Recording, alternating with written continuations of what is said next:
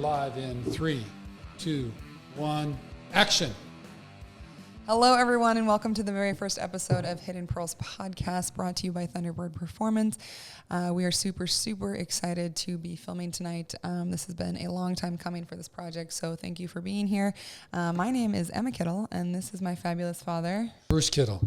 Glad to be here. Glad you guys are here. We're very excited about this opportunity to bring to you this Hidden Pearls podcast, which we're going to explain to you in just a little bit, but thank you very much for watching.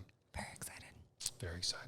So today we're going to, just because it's episode 1, it's like the launch. I keep thinking about Star Wars. The pilot. It's like, yeah, so we should have done a trailer. Doesn't he kind of look like Boba Fett? I mean, as much as it's a Bud Knight, it's still a little Star Wars. A little bit, yeah. If you had like the whole time we're filming, I know, we should tape a little. Yeah, something on him. So here's what we're trying to do. So we want to just introduce this a little bit. So how it is that we got to this point, what we're trying to do, how we're going to do it. So, what is Thunderbird Performance? What's the Hidden Pearls thing all about and that kind of stuff. But then each week we're going to also have something. So George is going to, my son. This guy. Emma's, move over. Emma's brother. One of the fabulous things about George being George is that he has a lot of friends who want to give him artwork of himself, whether it's framed, whether it's on a plaque, whether it's on a giant canvas, whether it's on a bobblehead. My friends have not been quite so giving in the giant art pieces of my face. So friends. Probably good though that they don't that for me. So right, we're going to have football focus with George each week, looking at the last week's game, next week's game. On home games, he'll have a guest with him. And on away games, we'll have somebody from the opposing team. And we'll actually be specializing and focusing on a charity at that destination, wherever they're at. So for week 2 with the Jets and week 3 with the Giants, we'll be working with a local charity in those communities and somebody that the teams there work with. So be working on that. And then really the other piece is about kind of a client share, somebody that has received services from that organization and telling some stories about that. And we'll talk more about that in a second. And so we're really excited to have this opportunity to bring all of this to you with that kind of focus. So let me just toss over to Emma. So, Emma, let's tell the folks a little bit about what is Thunderbird Performance. Oh, man. Thunderbird Performance has been a long time coming.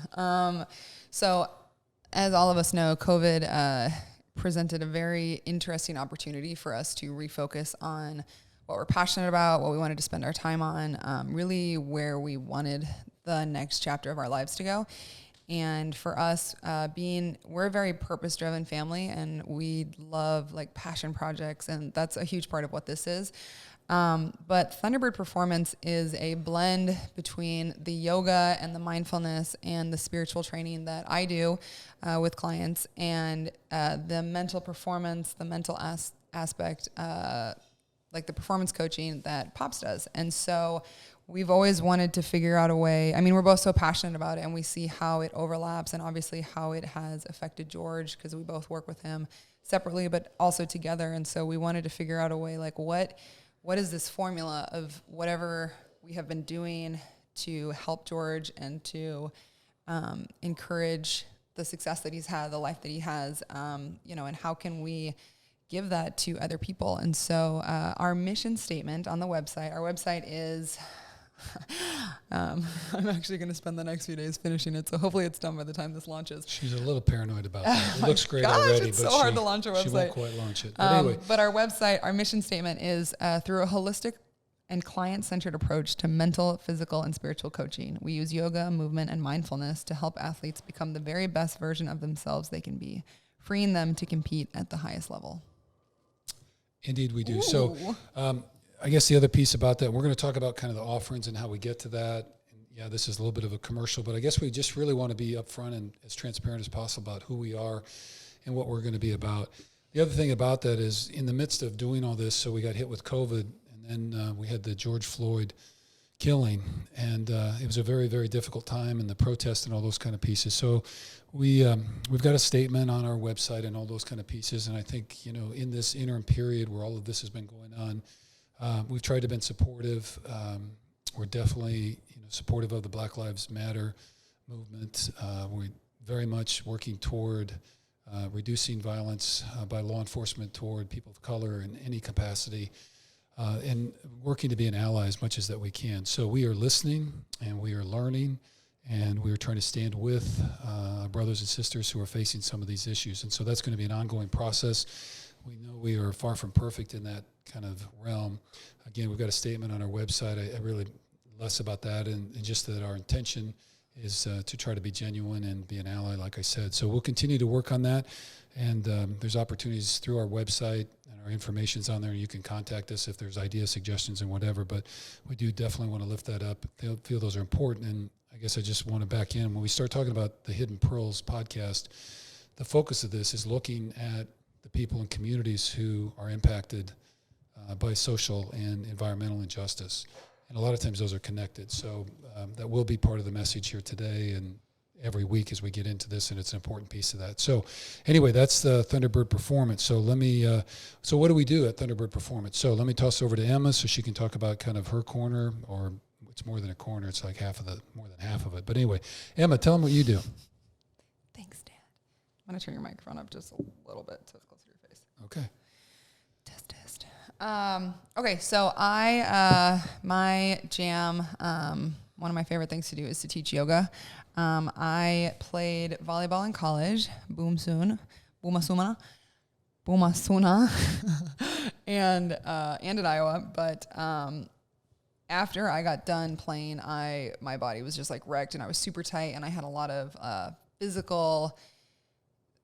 of emotional tension brought on by all the physical tension that I was carrying around in my body. And so my goal has always been to work with athletes and to teach yoga in a way, because, you know, I went into my first yoga teacher training, and like we're doing a seated forward fold, and I'm literally sitting straight up, and everybody else is folded over and like just melting into the position. And thankfully, I had enough awareness to where I never felt like out of place.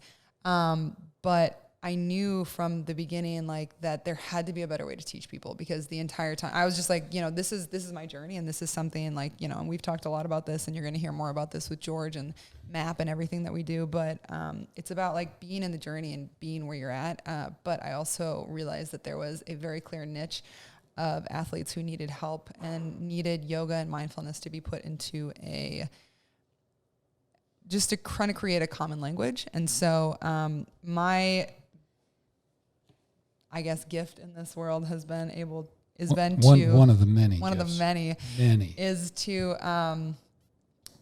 I believe that yoga is accessible to everybody, and so my goal has always been to make it accessible, to make it fun, to make it easy, to make it exciting, and like something that people want to do for athletes, so that they can really dive in and take care of their bodies. And so with that, there's obviously the breath, there's the mindfulness, there's the actual movement, and so what I do is, once we get to the MAP part, we kind of figure out yogic prescriptions, shall we say? Yeah. Kind of we write up a healing sort of plan, a map for people that will help you. It'll take you through your energetic. So there's something on there called yogic numerology. You can go and read all about it. But we take you through your different energy patterns, and then we figure out a way based on whatever mental blocks people are going through. So something that George has always been really interested in and really good at is activation. And so this sort of alter ego, y'all are about to meet a new one this season, and how to use yoga. Like, I've always seen yoga as a tool. And so whether it's the breath, whether it's the physical part, and so how do we make these tools accessible for people? So for George, sometimes it's tapping his wrist or it's doing a breath. And so how do we integrate the physical cues and the physical tools so that when people are performing on the highest stage, such as that, that it's easy and it's an activation and you've been there and you've done it. And so, yeah, yoga is accessible for everybody. Do yoga, buy Yogi Toes. Yeah, Yogi Toes. So, I guess I'm going to talk a little bit about the MAP stuff. But the one thing I really like about it, so anybody that comes, so really what I'm doing is mental performance. I work with what we call mindful awareness and performance. And so you're kind of wondering what that's all about. So the little mission statement for my corner of this is helping people mindfully discover and express their most authentic self at the highest level. So what does that mean exactly? So I guess what I want to just get back to is for the yoga though, like, all of the players that I work with, I certainly encourage them to do yoga. One, because I think it's so good for the body, but it's really the combination between the mental awareness piece, the meditative component of it as well as the breath work. So those are all kind of pieces. So what is the map? So it's all together. It's a holistic system. And, when we get George on a little bit later, you guys are going to hear that. But you're going to hear him talk about being in alignment physically and mentally. And that's what we're working on, is trying to help people find their kind of true alignment and then stay on it. So the map stuff, what does it mean? Mindful awareness. So that includes meditation, breath work, and kind of the awareness component that we talk about has a lot of different levels to it. Secondly is the authentic self. That is that you know what your values are, you're aligned with those values. We work on healing because prior injuries, both emotionally and otherwise, can really scar us. Taking off the masks and then having a clear purpose in life, so you know who you are, what you're about, and what you're trying to do. So we work on all those kind of things as far as the authentic self, and then at the highest level. So we're really concerned with helping people elevate their game, whether you call it peak performance, peer performance, whatever it is, but to play there at that highest level in whatever category. So that can be life, relationships, business, sports, and performance. And for me, primarily it's football, but I guess the thing I would say is that it's all interconnected. And so if one area of your life is a little bit out, so my work, I'm a life coach, prior been an attorney, ordained pastor as well, and circle keeper, been in football and all that kind of stuff, but life coach with a primary focus on the mental prep. So that's kind of where we're at. I primarily work with college and professional coaches and players. And yes, coaches need coaches. So, because everybody needs a little bit of help kind of clarifying the smoke sometimes. So anyway, Emma, let's just jump in and talk a little bit more about what the Hidden Pearls podcast is all about. We've alluded to it, but what's the mission statement there for us? Yeah, so obviously Hidden Pearl podcast is an extension of Thunderbird Performance. You're going to be able to find all of the episodes. So these video series, they're going to be up on our YouTube, but then they're also going to be up on our website. And so I'll have a tab linked with everything. And then if you guys have any questions, or you can always message us directly on that, or respond to the posts, stuff like that. But the mission for our podcast is sharing the untold stories of the people and communities impacted by social and environmental injustice and the organizations trying to help. So, little shout out before I forget, the t-shirt that we're wearing today, PADI, we're scuba divers. So this is our, the t-shirts that we got, stay there pops, for International Whale Shark Day. Our goal is to dive with some whale sharks summer of 2021. Go save some sharks. But one of our goals is to raise awareness to different organizations that we are passionate about. And then, so like we said, we're always going to have a little piece of George. So whether that is just George, this episode is just going to be with George, just because he has a lot he wants to talk about. So that's kind of our mission. And you might say, well, what does all that mean? And why do we call it Hidden Pearls? So I guess the one thing in like the shirts we have on each week, we're going to try to focus on, a couple different things, but some of the things that we care about both are social justice, injustice, and environmental justice and injustice. And so we'll be trying to highlight some of the organizations working with those people. So that's kind of the thrust, trying to pull those things together. And in the environmental context, both of us, we are scuba divers and kind of marine conservation and preserving the ocean, clean drinking water, all that kind of stuff, protecting the sharks, all really important to us. So anyway, so that's the one. Second is exactly. I put her mask out here just so we could kind of see. She's a hottie when she's in the water. Holy cow. Just right next to one of the sharks. Okay. And then we want to focus super hot in the scuba and mask. So the Hidden Pearls piece is that kind of twofold. There's one is that we want to really focus on the people and organizations. There are a lot of people out trying to help people who are in these situations, very difficult. So whether it's COVID, unemployment, discrimination, other biases, whatever it may be, and or the environmental injustice pieces. And again, sometimes those are very, very connected. So we want to focus on those organizations and people who are kind of in the trenches and really working hard to make changes and help people understand that. And then the real untold stories, in addition to those organizations, are the people and the communities impacted by these kind of things. And so what we really are hoping with Hidden Pearls is that we can kind of get to some of those stories. And our belief with that and why we're doing it is that we believe in the power of storytelling and the power of listening. If people would give that an option and try to hear maybe somebody with a bit different perspective or experience. So hopefully we're trying to raise awareness, increase understanding. And as we learn to understand and at least appreciate, you don't always have to agree, but at least if we can appreciate what they're going through, maybe develop a little bit of connection. And then also a lot of times when people's stories haven't been told, that's a really difficult thing for them. So having a sense that somebody is listening and having a chance to tell your story can promote healing, and which we're also very much about. But then the long-term piece, in addition to the awareness and then raising some money for people and trying to help that, is also make some changes. So we're going to be offering opportunities around some policy, law issues, and that kind of thing that can make some changes in the framework of our society, systemic injustice, those kind of things, and the way in which we're treating the environment that maybe people might be interested in getting involved in. So that's a little bit of the piece about the hidden pearls. We're going to try to reveal those and dig around in the mud a little bit and see what we can find and try to bring those to you week to week.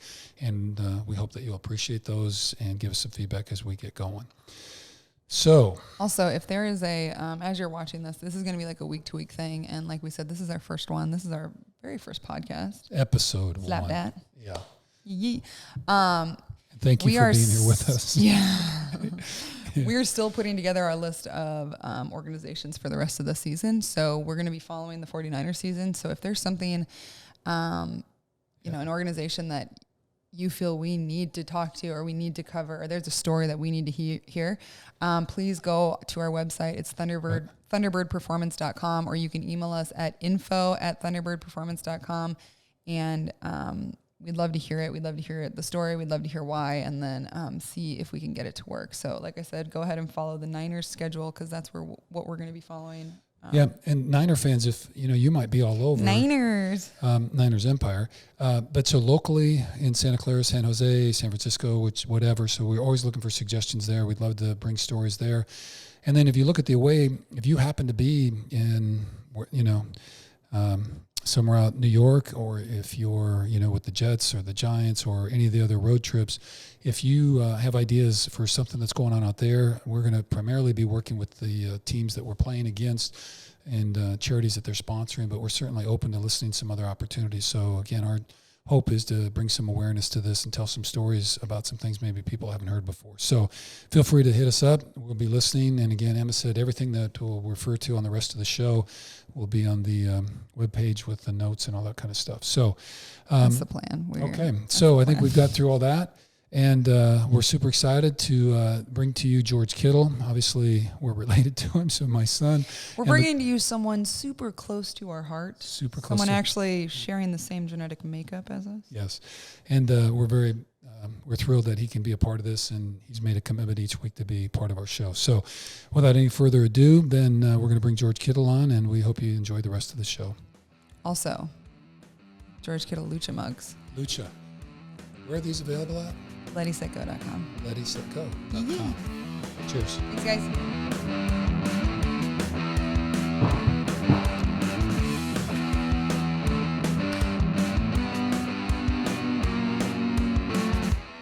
Hey, George. How you doing, man? Good to see you. Thanks for joining us on the podcast. This is we didn't want to call it the George Kittle podcast, but you are going to be kind of one of our guests every single week, and we're very grateful for you for that. We know you're super busy with the schedule and all those kind of things. So this is kind of the corner where we get a chance to talk a little bit of football with you, because I know all the fans are really looking for some of that kind of stuff. So what's that? Foosball. Okay. Foosball. Anyway, George, we just want to give you a toast. With your face on it. Yeah, well, kind of your face. Anyway, the Lucha, there's the San Francisco 49ers. So here's to a great season for 2020. Super glad that so far so good with all the COVID kind of stuff. So we'll kind of get into that as we're moving forward. But toss it over to Emma to get things started. Brother Bear. Hi, welcome to the podcast. First episode. This is great. Miss your face. Okay, so let's dive into off-season. My fourth off-season? Obviously, this off-season was a lot different than off-seasons in the past. So could you just shed a little light on that? We've heard, there were many stories about your gym downstairs. Do you want to talk a little bit about what it was like here, how blessed you felt to spend every day with me, anything along those lines? Well, I mean, you guys were there for the entire off-season, so I don't know if you need me to really talk about it, but I guess for the fans. Well, we know what for the fans. Here, do you guys want to hear about George in the off-season? Wow, listen to that. Listen to that. There we go. You heard it, Georgie. They want to hear it. Okay. Let's see. It was really different. I will say, like, I miss being able with the OTAs. I miss seeing my teammates. I miss the trips that we had planned on taking. Supposed to get married in Italy. That didn't happen. So definitely, we Huge miss out on a lot bummer. of things. But at the same time, I got to hang out with my family, you guys, which is pretty awesome. And basically every single day. So that's time that, I'm never going to get back again. And I think we really took advantage of that. The whole off-season training stuff was actually really fun. I'm a huge hermit. Like, I like not going places. So the fact that I could build a gym in my garage and only have to drive like 5 to 10 minutes to go do my speed workouts. It was really fun for me. So, I really enjoyed that aspect of it. I enjoyed working out with my family. I enjoyed working out with my wife every day. And then when things opened up a little bit, again, I could do my rehab stuff at my PT place. But it was very different, but at the same time, I kind of looked at it as just its own new season. And so I just thought, whoever's going to adapt to this is the one that's going to succeed. And I think I did a really good job of adapting to that situation. Right. I think you did too. And even just, it was really fun to see how everybody just morphed into this other system. And it was kind of like, once it said once everything was out there, we're not going anywhere, we're not going to camp, we're not going to Italy, everything had to be reconfigured. Overall, I feel super impressed with how not only our family operated, but everybody else who was training. Everybody locked it down. We took it really seriously. We were really safe. And I think thank you to everybody who was on our team and who was being a part of that and who was really, really locked down, because there were so many insecurities or so many unknowns. And so to really be on the same page with people is really special. Georgie, can you say, just thinking about your off season and the length that it was, because you mentioned speed and that kind of stuff. Could you just tell us a little bit about the different components of your off-season strategies? So, you have a lot of moving parts to the things that you're trying to do. So what are some of those things, and who are the people that help you? I have a strength coach in Nashville. His name's Josh Cuthbert. I met him my rookie year, right after my rookie year. I've been working with him ever since. It's been really fun. He brings a whole new energy to lifting. He's a total meathead, but he's a smart meathead. Right. Yes, he is. I will vouch for that. He's smart, and he gets the things that I need and what I don't need, and he builds his programs for those of an NFL athlete or professional athlete, because he worked with Phil Forsberg. No free shout outs, but free shout out. He works with other professional athletes, and he tailors his workouts to these athletes and what they need. Because I know he does house to house calls. And so if he's training a group of moms, he obviously doesn't do the same workout for them as he does with us. He's not just a one show pony. He does it all for us. And it's really fun too, because he does great in big groups. He does really good in small groups. He makes everything personable. He tells you why you're doing the explosive movements that you're doing, why you're doing this, why you're doing that. He's not just a guy that barks at you and says, hey, you're doing this today. And I'm like, well, why would I do that? And it's not just, hey, because I told you to. It's because it's going to strengthen this muscle, which is going to allow you to do this, and it's going to prevent this injury. I'm like, sick. That makes sense. And it's also fun to learn about my body and the things that are going to help it. So in season, I can take some of those workouts that I really like and add them to my workouts I do with the Niners. And so that's working with Josh has been really fun. We lifted together. I think we were 4 days a week with Josh. Also loved that Josh always works out. He just wants to, he's in it every day with everybody. He max squatted with me. Yeah. So that was pretty cool. Yeah. Let's see. I do Jay 4 days a Holt? week. Jay Holt? And then my other guy, Jeremy.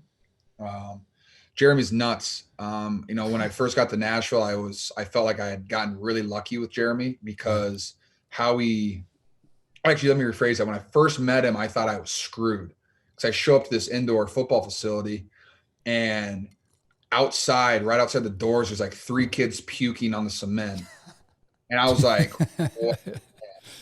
I opened the door, and guys are just running shuttles, just sprinting shuttles. Everyone's on the ground, passed out. They just had the hardest workout of their life. Right. It's my first workout since the season ended. I was like, okay, what's going on here? Turns out that was the combine group that he was training within the company. And the other guys, the NFL guys, were on the other side of the facility doing other things. And I was like, oh, thank God. I thought I had just ran into something that I was not going to be prepared for. So he was like, oh, and I met him. I was like, is that what we're doing? He was like, oh, dude, no, man, I'm going to take care of you guys. We're going to have fun today. I was like, sick. Okay. And literally every day he always makes it fun. I will say that I've not had a bad workout with Jeremy. we never do the same drill really twice. Like we keep our warm-ups consistent, like our speed drills are kind of consistent, but when it comes to our agility, route releases, just that technique, like we build the foundations, and then like the last two drills, he kind of throws new stuff at you to see how you adapt to the situation. Because yeah, like you want to know your basics. Like if I have this type of leverage, this is what my release is going to be like, get the shoulder tight. But when it's in the game, you get 1,000 different looks every single time you line up across. Like you don't know what you're really going to get. And so he teaches you the basics. And so as long as you follow your rules, like, hey, on this route, I thought I was going to get this leverage, but he's not there. He's outside instead of inside. Okay, I got to change up my whole release. And that's what Jeremy does when he throws at these new drills at us. And so it makes you think on the spot. Like he lets us run through it once, but it's just like, hey, this is a new drill. Go for it. See what you can do. And it's really fun. And, I learned a lot from Jeremy too. Like one of my favorite things I've learned from Jeremy, I messed up a couple like of those drills because I was trying to go too fast. And he was like, hey, dude, relax. He goes, fast is smooth, smooth is fast. Take your time, get through it at your pace, and then it's all going to follow after that. Don't force and it. Jeremy's been really, like I said, it's been fun. He's a great guy. And the fact that I get to work out with him every single day is special too. And talk about a guy like him and Josh will do anything for their clients. Like, hey, Jeremy, I can't be there at the 2:00 session. Can you get me at 6 p.m.? Done. I'm there. Don't worry about it. He'll bring his baby. We're training. Baby Jay. That's the type of stuff he does. Same for Josh. Josh was like, hey, I have a client at 10. I have a 45-minute window. I'd love to come watch your lift, in case he sends it to me via text. And he'll be there for the 45 minutes and then he's gone to his next client. And so it's just when you have guys like that will, do anything for you, you really feel the support, and it's awesome. And one of my favorite things is I got a Mucha Pro Bowl jersey last year before I left for my third season. I know that was special for them. And it was really special for me because I like rewarding the people that I think have helped me in my path. Yeah. So that was fun. My PT guy down in Nashville, I just met him this year, Jorge. Yeah. He's awesome. You're a gem, Jorge. Yeah, we're cool like that. And Jorge, he did it like I had a couple, ailments after the end of the season that he really helped me get over pretty quick, which was awesome because it allowed me to get in my training because my first couple of weeks I wasn't able to do that much, and he got me got me back up and running in no time at all, and so I really appreciate him for that. And I'm looking forward to just working with him again and again because he is good at what he does. He also likes Bud Light seltzer because I give it to him that's how I pay him. He just leaves the house with Bud Light seltzer, so that's pretty cool too. Did you see our friend who's on? No free shout outs, but free shout out. It's posting along. Lastly, I think it's my massage therapist, Leanne. She's been awesome. I've had her for 2 years. Cause it's hard to find a good massage therapist. And, when you find someone that knows your body and figures it out quick, you really appreciate that. And so that's what, I really, really appreciated her work. Cause, I tried like 4 or 5 different massage therapists in Nashville and I was really struggling and finally found her, and she's been fantastic ever since. It's also, massages are, you're in a room with one person for quite a while. And so she always makes it entertaining. She has great stories. But at the same time, gives us muffins. She always gives us muffins. Oh yeah. Oh my gosh. She always makes the best. Chocolate chip banana muffins, chocolate chip muffins, just any type of muffin. And then what's the cookie place that you always bring cookies back from? Yeah. Is that down there as well? That is. That's down there. That's giant cookies. Yeah. I can't remember what it's called. So for any of you guys interested in who these people are, I'll link them all in the show notes, and we'll get tags and Instagram so you can either find them, work with them, or order some cookies. The sugar cookies. Whew. And also, sorry, my last guy, Travis Morgan. Yeah. I've worked with him for 3 years too, and he does my chiropractic work down there with some cupping and red light stuff. He's always really fun. Him and Leanne. Red light. Yeah. And then let's see, just a couple of things coming to mind too. You still work with Elliot all summer too, right? That's a steady with the Niners on the Advocacy stuff. You just want to say a word about that because I think that's a pretty important component. Yeah. Advocacy is something that I do it religiously. Really, I do it like 4 or 5 days a week, no matter what. And it just, I don't know. I've learned that the alignment of my body really matters, and that's how you're allowed to train at a high level and then also play at a high level. Because if you're out training and like your hips are kind of out of whack, then you're going to start training like your hips are out of whack. So the next time you get your hips fixed, then all of your training kind of goes out the door because your body's not used to that position anymore. Right. Yeah. So the amount of times that he's helped me with this small injuries too throughout the season, he helps with. But yeah, we did 4 days a week, every day at like 8 a.m. And that's 6 a.m. for him, West Coast time.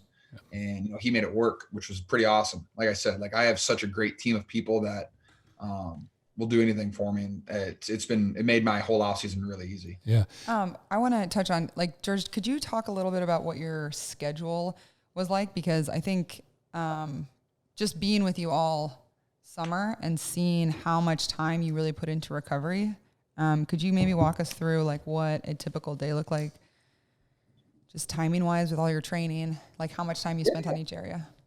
I kind of don't remember, but I'm gonna try my best to. I do. I'll tell you. I had a Goski. Well, I'd always wake up for breakfast. I'd have a Goski right after that. I would lift. But like, okay, so a Goski was at least an hour. So George starts off the day like an hour long warm up to stretch, to recalibrate, to realign himself. Like he spends an hour every single day before he trains to get his body ready. And then you go and lift, right? I go and lift with Josh. That's usually an hour to hour and a half. Some of those were longer lifts. But yeah, hour and a half. Then usually I'd go see Jeremy for my speed or agility work. We do speed twice a week. I think we did speed twice a week and agility once or twice a week. But we kind of, the closer we got to camp, the more we ramped the running up. Yeah. Didn't run that much early on. Let's see. So I'd go to that, and then I would usually come home and I would do a bunch of just rehab stuff. I'd go to my PT guy, and I'd probably spend 2 hours with my PT guy every day. That was huge for me. I got the game ready, so I always hit that. I just had a couple toys here and there that I like to use, and then I'd usually finish off with an Nagasky tower, which is a way to realign your hips at night. That takes about an hour or two. So the majority of my day was just spent on the body. You spent more time recovering than you actually did training. Yeah, usually. And that's not just like, you know, because we had a long season and went to the Super Bowl. Like that's because, you know, that's just like maintenance and making sure that everything's in alignment. So as a yoga instructor, I just want to say how proud I am to see all that. Like that was, I mean, it like even made me check myself. Like where I was doing like an hour-long practice, I was like, well, shit, George can't do more yoga and more recovery than me. Well, I learned that if your body's not at 100% the next day for your training, you're not going to get 100% out of your workout. Yeah. So I think I did a really good job. I learned at Iowa that you don't really want to burn the candle at both ends. And so, and granted, like I was in college, so I definitely burned the candle at both ends for most of my career, which is really fun. But I figured that out towards the end. And the more I've learned and the more longer I've played, I've learned that if your body feels really good when you start everything, and it always feels like that, and you're not, hey, like today I was 100%, and then by Friday you're like at 70%, that Friday workout's not even worth it. Like, what are you doing? You're just wasting your time. And so in my workouts with Jeremy, I mean, Jeremy's workouts would go from anywhere from an hour to 2 hours, and we'd end it with like hills and stuff. And you're not going to run hills on a Friday if you were bullshitting on your Wednesday recovery day, or if you stayed up until 2 a.m. on your Thursday. And so that's something I've definitely taken way more seriously the longer I've been in the league. And I mean, like at the end of the day, I got the window to play football is this big in your lifespan, right? Instead of this, like this is your lifespan. Like, shit, man, you got 10 to 15 years, you know, if you're lucky. Right. Not for long. So, and how much do you sleep every night, Georgie? Yeah. Minimum 8. I have a timer set 8. If I can get 9 or close to it, I'm really excited. If I have days I can sleep in till like 8 or 9, I try to get 10. I mean, yeah, I was going to bring up this. I saw a documentary, something talking about Kobe. Whenever he did his rehab, like he would try to sleep during it. So if he was like in the Normatec booth for 30 minutes, he would sleep for 25 of those minutes. Right. He said that sleep's the best recovery you can do. And so realizing that, I now take full advantage of whenever I can sleep, and I definitely do sleep. Are you a good napper? I'm a terrible napper. Me too. Actually. Do you think it's genetic? It's so tough. Did you pass that on to us? I have so many hours in the day, right? And so to me, it's like I'm gonna do everything I can, right, to as much sleep as I can. Just hype all day. I can't take a 2-hour nap in the middle of the day. Like Trent will take a 3-hour nap in the middle of the day after getting 12 hours of sleep. I'm just like, dude, you slept for 15 hours out of 18 hours. For the nap to be statistically, when the research shows, I mean, 30 minutes is plenty. You can I know. 30 to 45 minutes. Yeah. I feel like I'm wasting time. Okay. So sleep, and then obviously nutrition, right? So you spend a fair amount of time also paying attention to what you're putting in your body. Fair to say? This is my thing.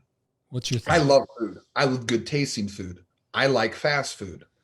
I don't eat fast food 24/7, but I'm going to, when I want Panda Express, I'm going to eat it. I do not care. I'm going to eat Mondays. There's other restaurants, like other fast food restaurants that I enjoy, and I'll have them when I want. What's your Might eat favorite it dish at Panda? a week? No. Like usually, Right. like I'm mindful of it.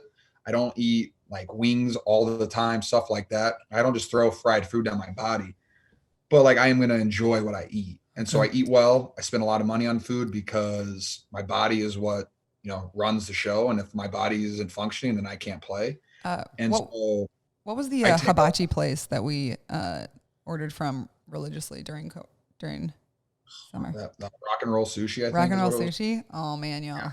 Come on, no free shout outs. And you've given out 10 already. Like, Oh, relax. is that bad? She might have a deal on the side. You think she's getting a little Who kickback or does something? that? There's no sponsors. Like, you're just Oh. giving away free content. Oh, okay. I'll cut that out. Hey, but I did hear, what do you do for mental prep? I heard you had an amazing Oh, mental that's what prep I want coach. to say. Wait. So another cool thing about this summer was that we really got to, like, while we were developing Thunderbird Performance, the fact that we all got to spend so much time together So much time. really gave us a window to refine our map project. Yeah. Want to talk about our map project?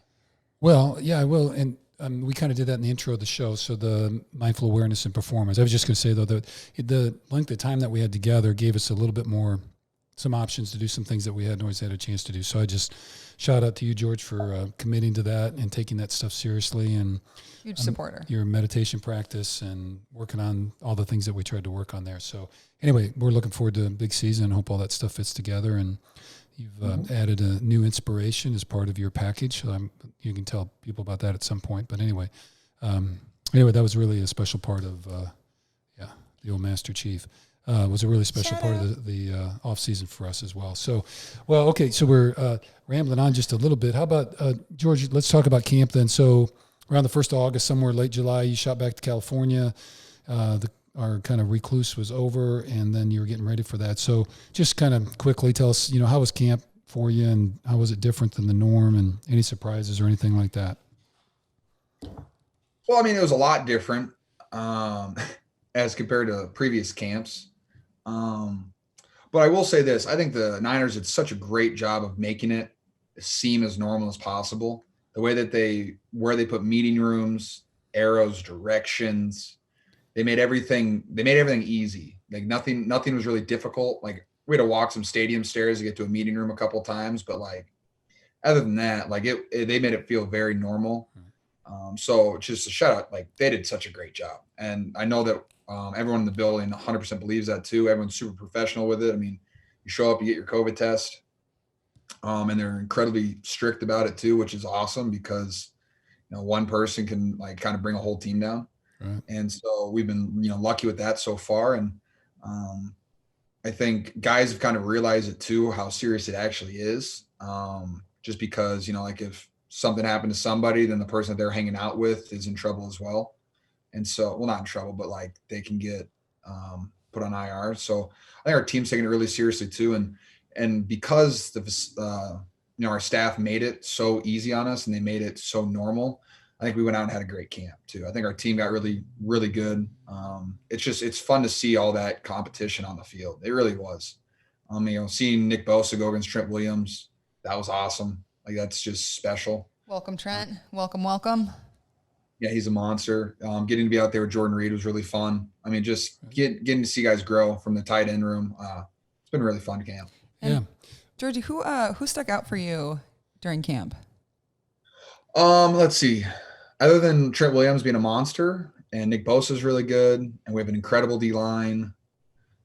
We have a lot of really good players, and we have a lot of guys that played at a really high level, which is really fun to see. But I mean, like guys for me that just stood out of the top of my head. I mean, my biggest one was Charlie Warner, honestly. I mean, me and Dwelly both kind of got dinged up on the same day. And so we missed a couple practices and Charlie just got thrown with the ones. And I mean, he thrived. So, I mean, obviously he makes mistakes. He's a great player that is just like, hey, like, I'm just going to move on and try to do my best the next play. And he has a great mindset when it comes to the run game. He plays kind of, with a little bit of anger, which is awesome. It's controlled, which is great. And he's just, moving forward in the right direction every day. And another guy that stood out for me was, Dante Pettis had a great camp. He's like, especially like the last 6 days, he strung 6 really good days in a row together. That's huge in football. I mean, like your practice, like, everyone's saying like there's so many practices and there's so many reps in a practice. But hey, let's just say your first 2 reps are really bad. You have like 36 reps to try to get, bring that back. And that's part of football, is don't let things snowball. And everyone has a bad rep here and now, but if you can come back from it, that makes it, it turns the whole practice around. So I think guys are learning how to do that. Sherman's still a monster, which is pretty fun to see. Yep. He had a great camp. He had like 3 days in a row we had interceptions, which was pretty sick too. Yeah. Good. And then I've really, it's been fun getting to know Kinlaw, our first round draft pick, which has been awesome. Him and Brandon. It's just been fun getting to know them and, get them involved in our big football family and our culture. And they're doing a great job. So, yeah. How about other new sign during the offseason was Jordan Reed, is another tight end in your room. So I think I've heard, we read that article from Trent Williams talking about thinking the tight end room at the Niners is the best tight end room in the league. You don't have to really comment on that, but I know you have a lot of confidence in your guys. But how has it been with Jordan? Because he's a veteran and he's been around and obviously has a relationship with Shanahan. So can you tell us a little bit about that? I've watched Jordan Reed's film since I was like a sophomore in college. I've watched him play in big games, make plays. And so being able to share a room with him is really fun. Yeah. And just learning from him, like his first day in there, like he was asking me about routes or he was asking about the run game.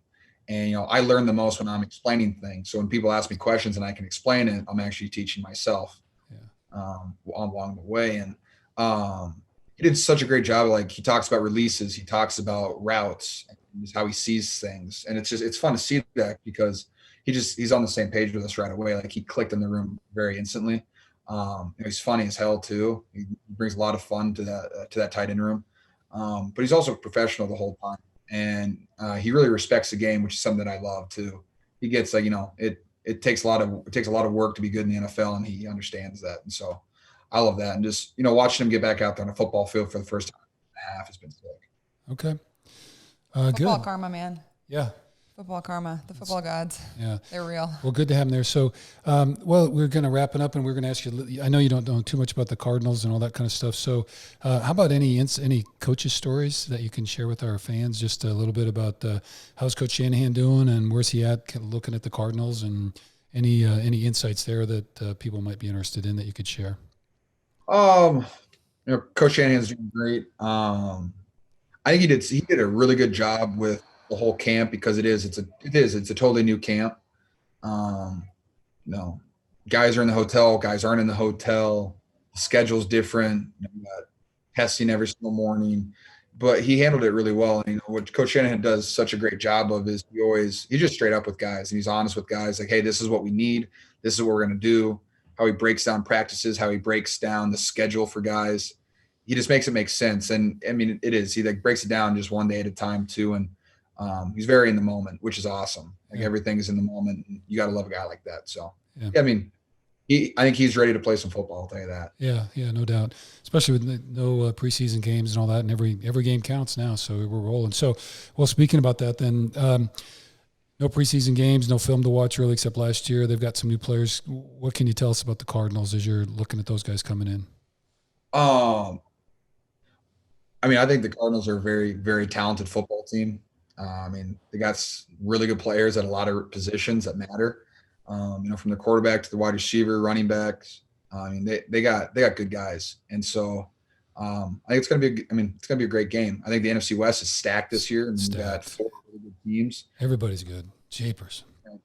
Kyler Murray's really good at football. That dude is fast, and he has a cannon for an arm. Right. So boom soon, baby. It's relax. Oh, you grab. Uma Suna. It really is. They got a great defense full of Pro Bowl talent. Cheers to Boom Soon. Bobby Stoops. Right, Coach Stoops. Hey. Big C. Right. Let's see. What is today? Monday the 7th. Yeah. Tomorrow's Jan's birthday. Yeah, and mother of the people's tight end. Bob Stoops' birthday is on Wednesday. The night? Yeah, always a day after your mom. So now y'all know. Well, this will come out afterwards. So, but for next year. Happy birthday, Bobby. Stoops. We might have to drag old Bob on one of these shows. Yeah. Wow. So, anyway. I bet we could get him on there. Shout out, Bob Stoops, a free shout out. This is crazy. We take care of our own, man. Well, we take care of our own. We're kind of new. We're getting there. Once we get all the sponsors. This is our novice. We'll make everybody pay for stuff Next later. season, y'all are going to pay for these shout outs, but this one, Y'all better roll with it. Okay. Well, Georgie, how are the beautiful women in your life? You got 2 tall, dark, lanky women in your life. You want to tell us about them? Let me tell you about my wife or my dog first. Let's go with Deanie. The more important one. Got it. Well, Hey, oh, we all provide different roles, but man, I gotta say, I have a spiritual connection with your dog. It's because her and my wife are the same person. Woof woof. Yeah, they are. If you guys have ever met Claire and Bean, they're the same. They both have the exact same mannerisms. It's pretty hilarious. It's crazy. Claire and I are the same person. But yeah, no, Deanie's great. I got to see her again finally. I've been without her for a month. She's the rock. So shout out Deanie. Free shout out. I saw her in the Panda commercial, the little social. That was, wow, she really, that high five. If y'all haven't seen it, link that too. Yeah, she's just really aware.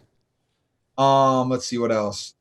Claire's awesome. I missed her for 2 weeks and she was hanging out with me. Yeah, she was. My family stole her away from me. She's fun. She's great. It's fun. It's very nice to have her back. Yeah. Well, George, let's just kind of wrap it up. I know there's a lot of time for you on a game week.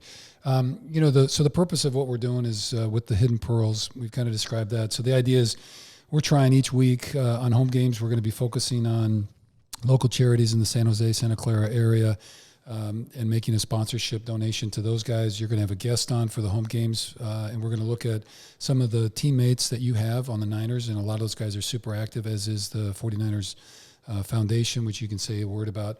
So we're trying to highlight those things and just bring some awareness to some of the issues that people are facing in our communities. And then on the away games, we're going to work with hopefully maybe a tight end or player that we know. But anyway, we'll work with the other teams, opposing teams. So for week 2, when at the Jets, right, and then the good old Giants, we'll be doing something locally in their community, again, to bring some notoriety and try to highlight those things and raise some money for that. So just kind of setting this piece up. Can you just tell us a little bit about some of the memories you have, either with Niners or at Iowa or growing up, about serving others and why this piece is important to you? I've kind of been volunteering my whole life. I would say, I think we did a lot, actually. From, being a little kid, you used to take me and Emma on just random weekends, and we would serve food at the homeless shelter. I was young. I always enjoyed that. I don't know. And then I'd say Iowa football, I did a lot of volunteering. My favorite place to work with is the Iowa Children's Hospital. Right. I just have such a soft spot for them. I just think they do such a great job. I got to visit the new Iowa Children's. I got to visit the addition they made on top, and it was just beautiful. What they do for the kids on a daily basis is incredible. So I loved that. Can we get a wave for the Iowa Children's Hospital? Okay. With the Niners, I've been able to work a lot with them. I think my favorite 2 things I would say are Thanksgiving meal. We go serve food to the homeless on Thanksgiving. That was really, I really enjoy that. It's a blast because you get 20 teammates and you get to go interact with people, get to ask them questions, get to talk to them. Me and Dwelly, we were great on the trays last year, we served all Dwelly time. Yeah, Dwelly time. We crushed that. That's our we should get a t-shirt. Can we get a t-shirt? Then the Convoy of Hope that we do on Christmas is always really fun. We bring a bunch of families to the stadium, and it's something they go around the stadium to different rooms, and they get either from haircuts to toys to photos with football players. They just go to all these shoes is another cool one. They get a brand new pair of shoes. And so it's really awesome to be able to interact with that because all these families are fans of the Niners and they cheer us on, every single Sunday or basically around the 365 days a year. And, one day of the year we can spend celebrating them and helping them out. So that's pretty special to me. Yeah. Serious shout out to the Niner Nation. Oh my goodness. Y'all were everywhere with us. Emma, Niner. Oh, we're in Empire now. No, Nation is Raider Nation. Oh, okay. I'm going to start that over. Special shout out to the Niner Empire. Y'all were everywhere with us this year. Yeah. And also, as the weeks go on, especially on the local stuff. We'll be doing some pieces with the folks at the Niners Foundation and that kind of stuff. Oh, wait, could we get another flex? Can we get another flex? Was that a free shot? No, I wasn't flexing. I was just drinking my drink. Oh, yeah. Okay. Yeah. Fans have noted increase in size, so wait till this year. So that's been a good offseason for you. Brother. So, okay, let's see. I have one last question about kind of the team situation. Before we do that, I just want to introduce, and in a minute here, we're going to have a conversation with these folks. So week 1 for the Cardinals, we are sponsoring with Second Harvest, which is a food agency that their mission is lead our community to ensure that anyone who needs a healthy meal can get one. Let's read that one more time. Yeah. Lead our community to ensure that anyone who needs a healthy meal can get one. So they help with grocery shopping, with getting groceries and doing that kind of stuff. They do prepared meals and they do some actually meal service and that stuff. So they do a great job. And read that one, Emma, that last one. How many folks, just as an example, because COVID, as everybody knows, has really hit people hard with loss of employment, and California is an expensive place to live anyway, and food is expensive and difficult. So just in the last month, tell us about that, Em. Last month in 2 countries, over 500,000 meals were provided. Counties. Last month in... They fed Mexico and Canada. What other country are you guys? All right, sorry, guys. Last month in 2 counties. Guys. Oh, sorry. Look how tatted George looks. Yeah, that's what I was just saying. You are so tatted. Yeah. Look at you dark you are, dude. I got to get some ink. Yeah. Okay. Last month in 2 counties, over 500,000 meals were provided. So, and I want to, special. Yeah, super incredible. So shout out to the Second Harvest folks. We've got one of their staff members coming up, and then we've got one of the clients, and just telling them a little bit about that. And again, part of the Hidden Pearls notion is telling some of the stories that we don't always get to tell. So George, we really appreciate you being with us and taking the time out of your very busy schedule. So thank you. And folks who are following us, this will be a weekly contribution. This won't be as long in the future because we've kind of covered some of this stuff. So it'll be a little bit quicker as far as those things go. But thank you for sponsoring and helping and doing all this kind of stuff. The last question I had, and you can hit it quick, and then we'll get on with our folks from Second Harvest. How's the locker room right now? I just, thought about that. You got Joe Staley's gone, DeForest Buckner's gone, Emmanuel Sanders gone. Love you, Ashlyn. You've had some really they weren't just other guys. Those are all really, really good players, and I thought they were all really high character guys.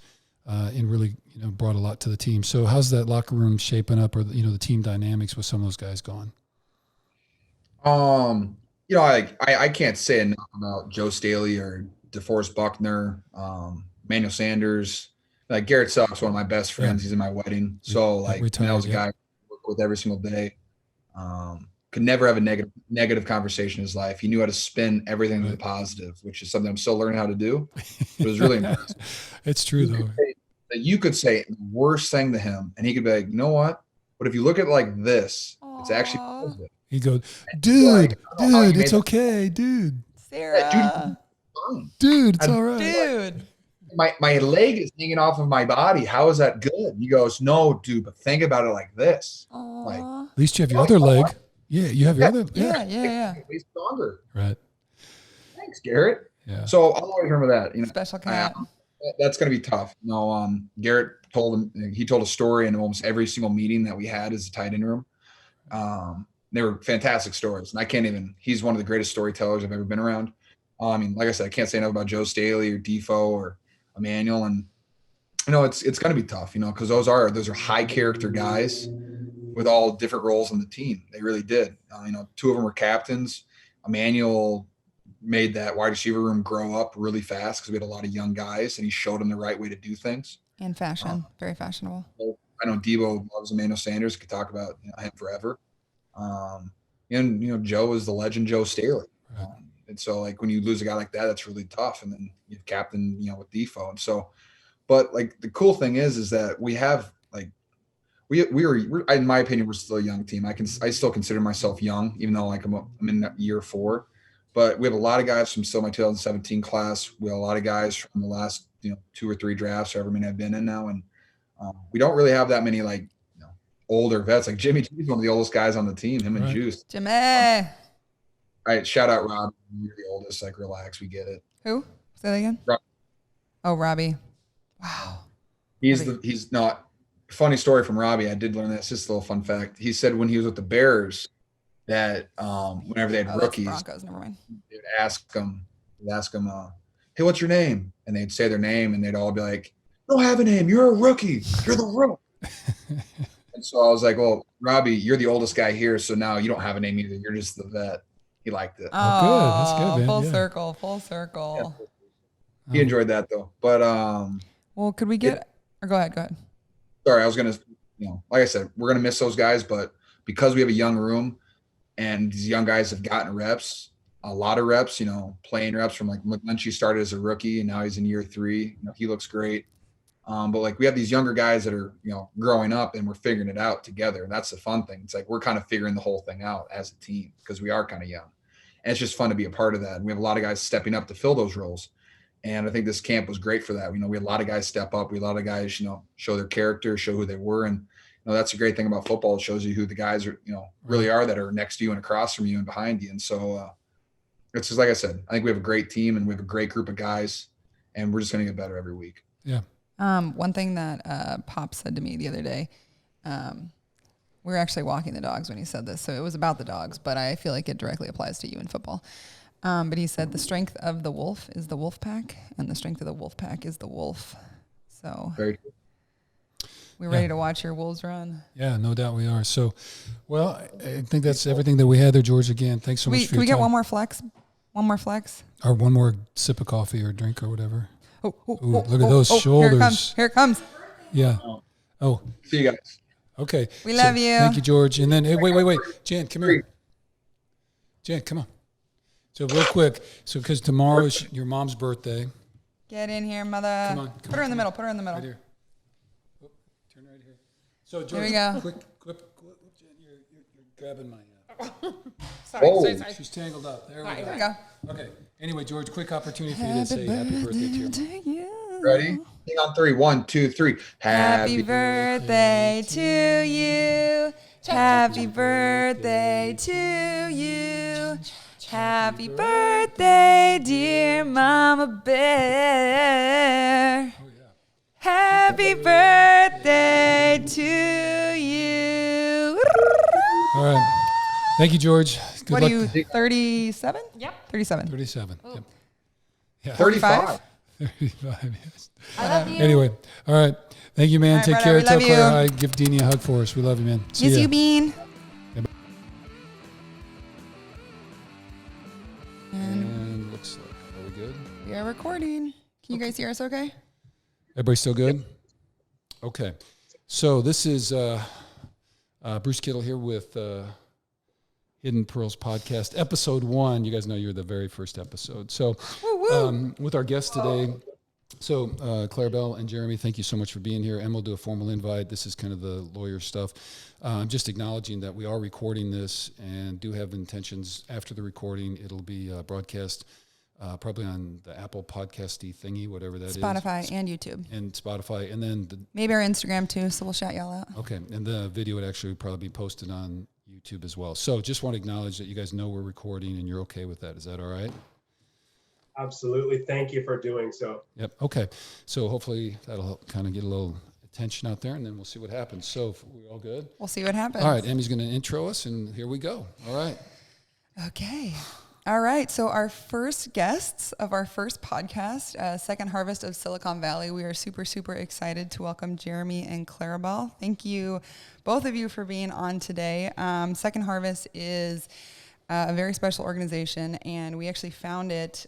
Bruce was running past Levi's Stadium one time and ran past the building, took a picture of the truck, and we realized we needed to do a little research once we started putting this together. So y'all's mission to lead. Well, that is so true. You know what? We were staying at the little hotel over by Target. There's a courtyard over there.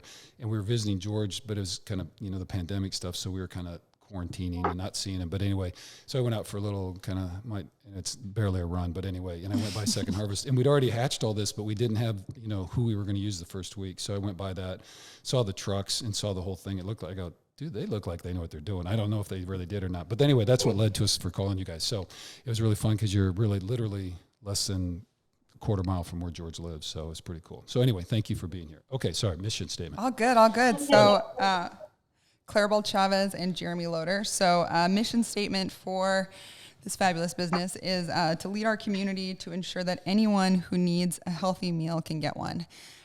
So welcome, both of you.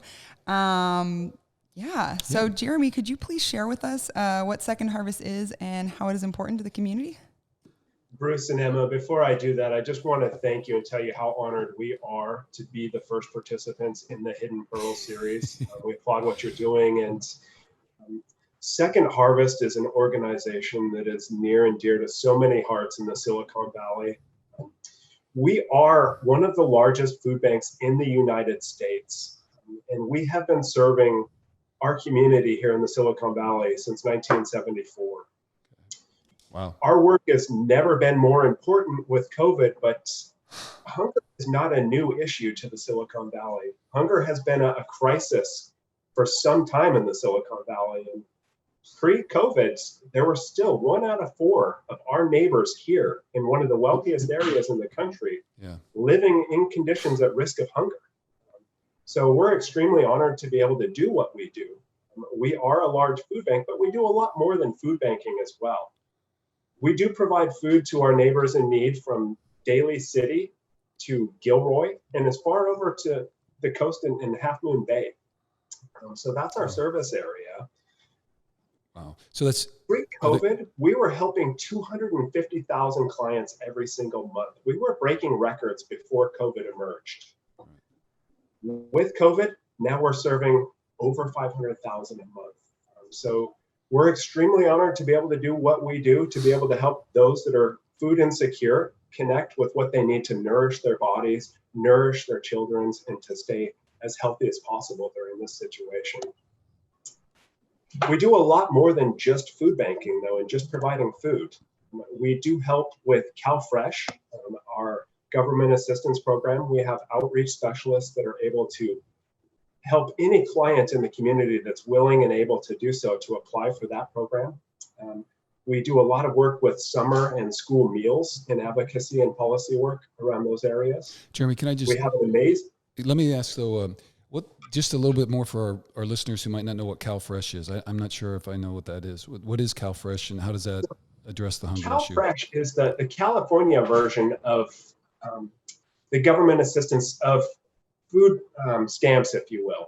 It's now CalFresh. They provide vouchers for clients to be able to purchase food and help with food. Okay, great. Thank you.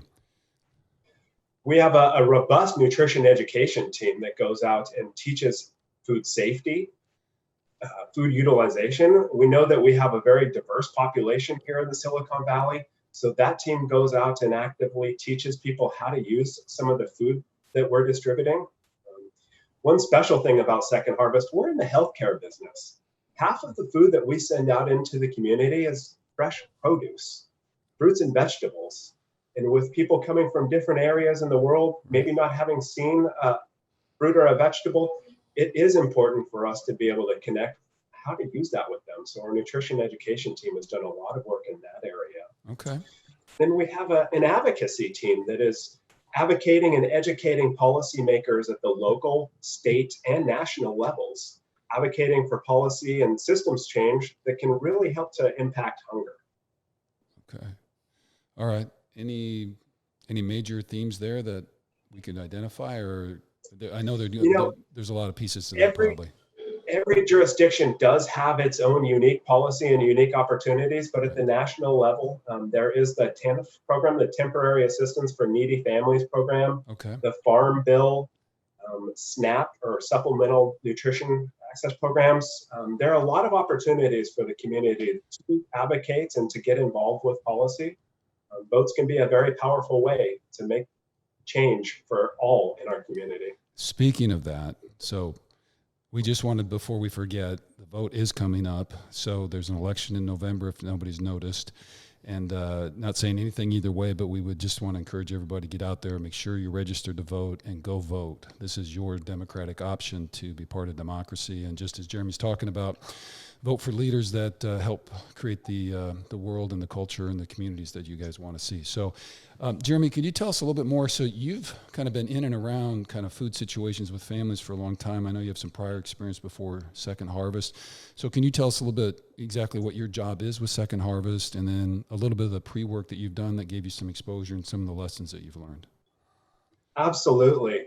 So I'm blessed to have the role of community relations officer with the Second Harvest team now, but my career started on a kindergarten playground. I was getting a degree in dietetics, and I was doing a lot of work with schools and nutrition education at the time. And I had an opportunity to work for a medical foundation immediately after. I spent 7 years working in schools, educating stakeholders from parents, administrators, and children. And I had so many opportunities to open my eyes and to look at our community with a different lens. I approached that. I came in with all of this nutrition knowledge, all of these recommendations and the healthiest organic diets. And I wanted to convey that information to the kids that I was working with to help with some of the problems that we were seeing in the media at the time. And I had this perfect vision of what life should be like and how everybody should adhere to these recommendations. And through really taking an opportunity to step back and listen rather than educate to those parents, to those kids, I learned a lot about the community that I live in. I learned a lot about the Silicon Valley that I didn't understand and had no idea of. Right. To get to those schools, I was driving by some of the biggest corporations in the United States. I would drive by HP, Cisco, Apple, some of the largest recognized brands in the world. And I was still going into schools where children weren't fed breakfast in the morning before getting there. And what I learned was it wasn't because the parents didn't want to. It was because the parents were too busy working 2 or 3 jobs, didn't have the resources to be able to send the healthiest food. When I would talk to the kids about what after-school snacks look like and gave them my perfect recommendations for what they should be eating, I'd often hear a comment like, dude, that's not my reality. Right. And those were some really helpful moments for me to, like I said, take that step back and open my eyes and think about different perspectives that are right around us, that are our neighbors. They're kids in our communities, they're parents in our communities. And so the opportunity to come to the Second Harvest team and use my voice to advocate for some of the problems that I knew were so widespread and so prevalent in our community, it's truly a privilege. Right. I can't tell you enough about how much I love the work that we're able to do. It doesn't happen without the community. So thanks for helping to build this awareness right now. So I just, on the one point though, about listening, as you know, as people wanting to help, having an open mind and being able to listen to really what's going on, because like you said, the theory, when you take it into a community or a situation, you have all these great ideas, but then really what works with, you know, that community or that population could be extremely different if you're not spending time really listening to what's going on and then trying to make it real for them. Because, you know, sitting in the boardroom and having a committee meeting about it is so different when you're actually in the school or doing whatever it is that, you know, the actual application. So I do appreciate that. And I think it's a good reminder as, you know, as we're trying to raise awareness and we do want to do some things to try to help these situations. It's also really important to have the right mindset as we move forward into those kind of situations. So anyway, so good work on that. Let's see. Okay. My question. Your question. My question. Emma's going to ask you a question. Okay. I'm trying to, not just chat with you because this is, I like, great. I'm in the street guy myself. So all the stuff I've done more the kind of hands-on. So that's great. Okay. So can you tell us a little bit about who is it that you actually serve? Absolutely. And that's one of the greatest things about Second Harvest of Silicon Valley. We are here to lead our community to ensure that anybody needing a meal in the Silicon Valley can easily get one. And it is that simple. We're here to serve anybody, regardless of race, color, gender, orientation. Those things really don't matter to us. What matters to us is that people that need food are able to access that food that they absolutely must have. Right. You know, with so many amazing factors that are causing stress for our communities, families, seniors, all of us in the Silicon Valley. Rent is just so high. The cost of living in the Silicon Valley is an amazing stressor for many of the clients that we serve. It is important that we're accessible by all. We take every step that we can to ensure that our client experience is safe, easy, comfortable. We want to build a relationship with those clients to be able to help them, to be able to alleviate their hunger problems to the greatest extent that we can, but to build that relationship so that they'll continue coming back to us as long as they need. We also know that there are many, prior to COVID, we were serving 1 in 10 in the Silicon Valley, and we know that financially, 1 in 4 are at risk of hunger. So we know that we need those community members to help us build the awareness so that we can get friends and family, anybody that needs our services to come to us. Okay. Yeah, keep rolling. You're doing great. I was going to say, I have never lived in California, but just getting George and Claire set up in their apartments, I am still in awe when they tell me how much they pay for rent or what it's like, what it would like, how much it would cost them to get just a 3rd bedroom at their apartment complex. And yeah, it blows my mind every single time. For the regular, and I just want to go back to something you said, Jeremy. I didn't get a chance to highlight it because you were talking, but you know, the perception that people that need help with hunger issues, you know, like they're not out there trying, you know, they're kind of sitting around and nothing against that, because there are situations where for whatever reason people can't, you know, be employed or whatever, but there are a lot of families who are chronically overemployed. I mean, they're working 2, 3 or more jobs and they're doing everything they can to make ends meet. And because they're gone so much and they're working so many hours, they can't be there for their kids in the morning maybe.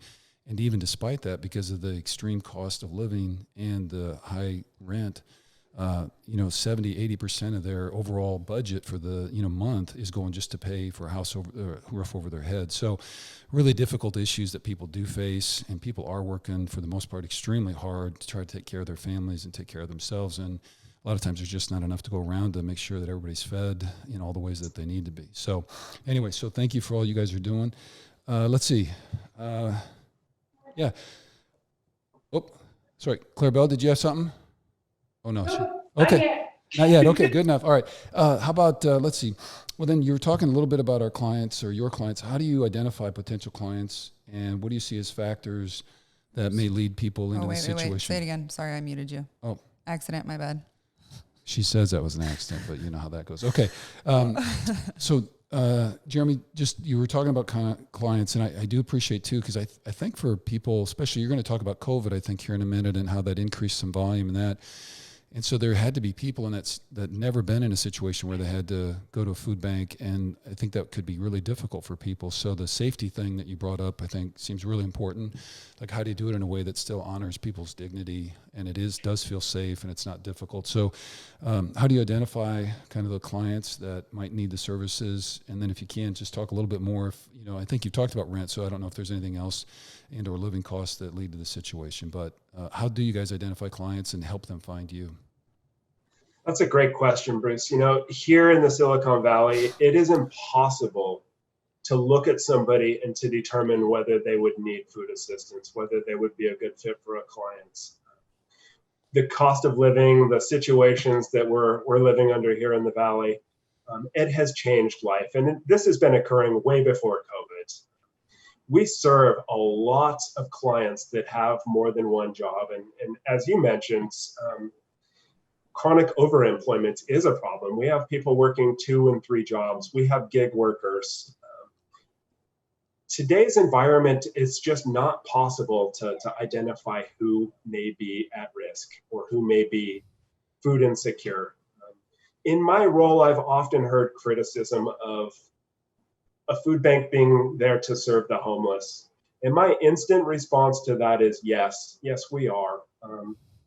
They are our neighbors. And regardless of whether somebody lives in the home next to you, the townhouse or apartment next to you, or you drive by their tent that's under the overpass on your highway on the way to work, they're all our neighbors here in the Silicon Valley. And I want to just go back to our mission. We intend to lead the Silicon Valley to ensure that anybody that needs a healthy meal gets one. As far as reaching clients, we have a lot of work where we go out into the community and do events. We do promotional events. We do speaking engagements. Awareness building is a huge part of it. We also maintain a hotline, and Clarabel works with the Food Connection hotline team. And I'll let her share a little bit about those calls and what she's hearing and encountering. But we aim to reach people in the communities. We know that word of mouth, we know that building strong relationships with our clients, asking them to encourage others if they may need support to come to us. It's really a matter of building trust and relationship with the community. We also maintain a huge network of partners and agencies that we work with to ensure that we're communicating, we're reaching out to them, and that they're able to engage their clients with our services as well. Yeah. So there's a lot of service. It has been a challenge. Yeah, a lot of service providers there and interworking and trying to make sure everything comes together. So, all right. Well, then I think you mentioned this, but just to make sure. So we're talking a little bit about how you actually provide food to folks in need and to the community. So if you want to talk a little bit about that and maybe talk kind of pre and post, and at any time that Clarabel kind of fits in, jump in, Clarabel, if we're getting into your territory, because we'd love to hear from you as well. Okay. I know you're sitting over there in that other room, socially distancing, so we don't want to forget about you either. So, but anyway, so how do you guys actually get the food to people? What happens? So pre-COVID, we had a network of 310 partners that were able to distribute food at over 1,000 places in the Silicon Valley. We really aim and know how important it is to provide food close to home for people. Transportation can be a huge barrier to access. So we really want to provide food as close to home at times where those community members are able to access it. Having that large network of partners was a huge instrumental way of doing that. Before COVID, we had two different models. We were distributing food to direct services. So some of our partners have residential care services and they might be preparing meals. So we would provide food to those shelters, those networks. But then we also had distributions for community members. Over the last couple of years, one of the big initiatives has been to really look at distributions and what those look like, to try to create farmers market style distributions with the intention of putting all that beautiful produce that we distribute on tables, building in choice, selection, really wanting to instill respect and dignity into that process. Right. COVID came along and turned the entire world upside down, as we all know. It's crazy, I know. With COVID, we immediately had to pivot, and I am so proud of our leadership for the way that they were able to handle the challenges with COVID, the insight that they had, and the way that they've gone about it. Our organization underwent significant changes. In just a couple of weeks, we had changed the way that food is distributed to a drive-thru model. Wanting to keep people socially distanced and safe, we had to switch from those farmers markets and the choice and bringing people together to a safety measure of having people staying in their cars, rolling up windows, having volunteers place pre-boxed food into their cars, into the trunk and closing it. So very little contact, but really ensuring that people are safe and socially distanced during this time. Another neat opportunity came about with our home delivery program. We have currently reached over 6,000 seniors at their homes. And with such a vulnerable population with COVID, working to keep them safe, working to keep them at home, but still receiving the food that they must have has been an extremely important step that we've taken, one that our team takes a lot of pride in. Yeah. We've reached 6,000 already. We aim to reach more. There's a goal of 10,000 homebound seniors that we want to deliver food to their homes. Right. So thanks to our volunteers that have come to step up and to help us make that happen. That's a huge pivot in our distribution process. Really important too. I mean, a lot of folks for us, we could, whatever that service is, and order it up at Whole Foods or whatever, and then they bring it in sacks, leave it on the steps. But a lot of people can't afford, one, Whole Foods, and second, to have somebody deliver and pick up their food like that. So, plus with the senior population being so at risk with the COVID, great service there to try to help people stay at home and still have their food needs met. So, very good. Okay, let's see. Any other additional kind of changes that you haven't addressed as far as COVID and how it's impacted the organization and distribution? We do have a list of changes that we've overcome and that have made a huge difference for the community around us. One of the changes has been with our Food Connection hotline, and I'm going to let Clarabel share a little bit more about that in a minute. But we had a significant rise in the volume of calls, and I know that her team has spent quite a bit more time than typical on the telephones. Sure. Our expenses have doubled.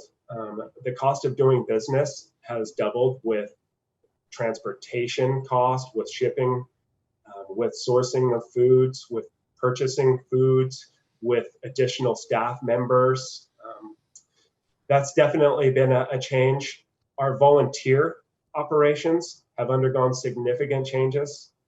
Before COVID, we had tremendous support from corporate America coming in and volunteering. Unfortunately, due to COVID, that wasn't possible.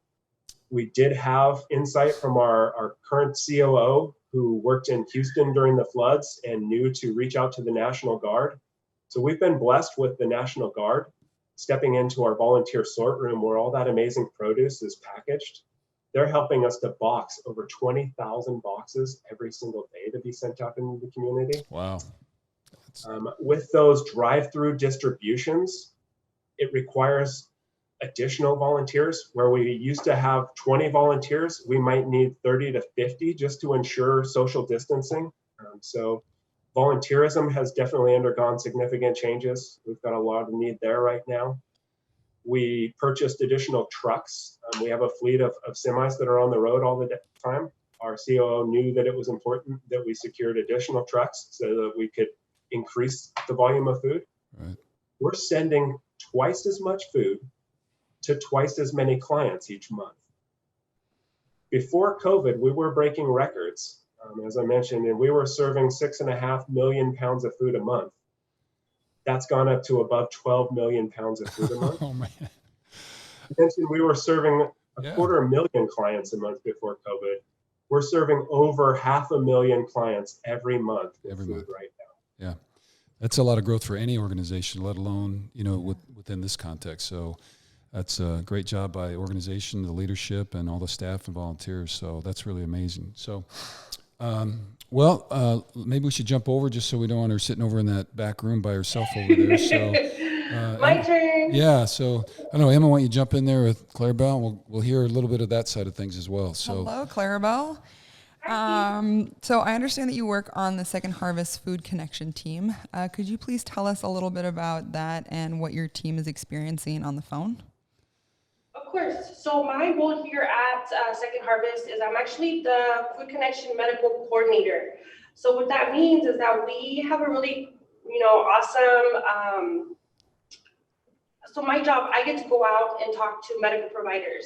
So I would go and do presentations, connect with medical providers and ask them, hey, do you want to partner up with us? And if you do so, then it was a really good, partnership because their patients would be coming in with health problems, and then they would connect them to us, and then we would give them healthy, free groceries.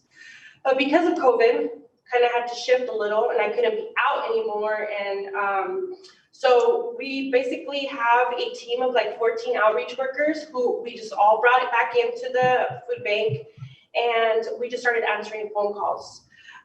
Before COVID, we were getting about 200 calls, and we only had 4 people answering calls. During COVID, or right now during this time, we've been getting, it went from 200 calls to 1,200, which was crazy insane, and it was just insane. Hearing the phone ring for that, once you're done with one person, right away answer another, and we were missing a whole bunch of calls. So because of that, we had to bring the National Guard came in to help us. They gave us, I think it was about 4 or 5 gentlemen that came to help us who were bilingual, and with them we were able to catch up. Because once we would be answering a call, we would be missing like 100 calls, and then we'd have to call those people back, and then they would call us back again. Sure. So it was this vicious cycle. And we were definitely drowning in calls. I've never experienced this before. We did have, a few years back, or during last year, we did have the scare of people not wanting to apply for CalFresh, and people worried that if they got food, that we were going to report them somewhere. There was a whole bunch of issues, and we did have little moments where we would get a bunch of calls when something would change, especially with legislation and all that stuff. So, but not like this.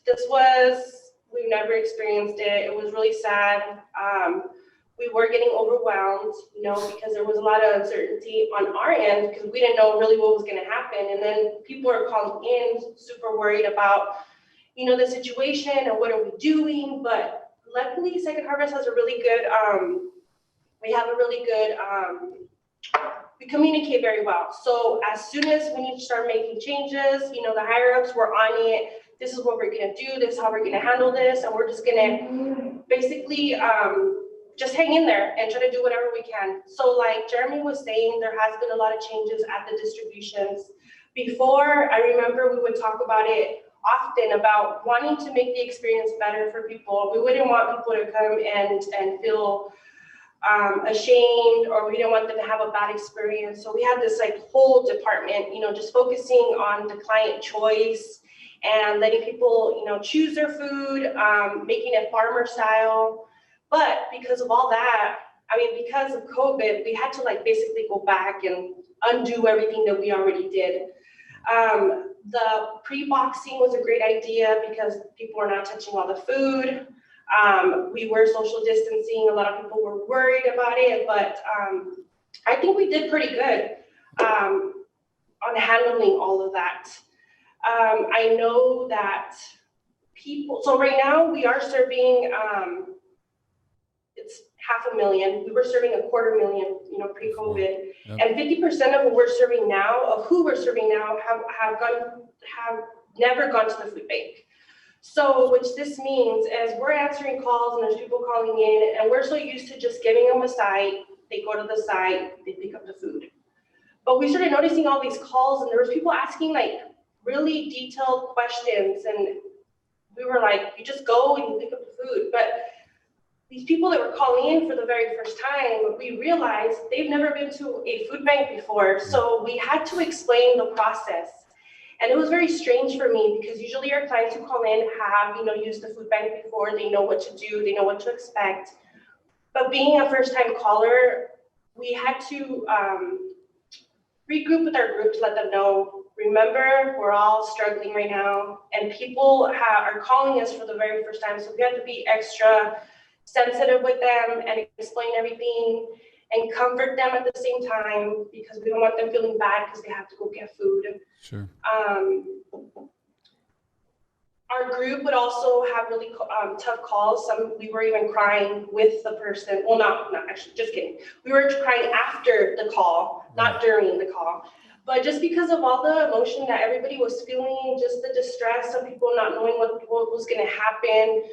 A lot of people, they were out of jobs for the very first time in their lives, which is amazing because it's just amazing because other people, have had it rough and they go from job to job and it's pretty, I could say they're used to it, but some people had their whole career and then all of a sudden it just stopped. So I really feel bad for the people that were calling in for the very first time.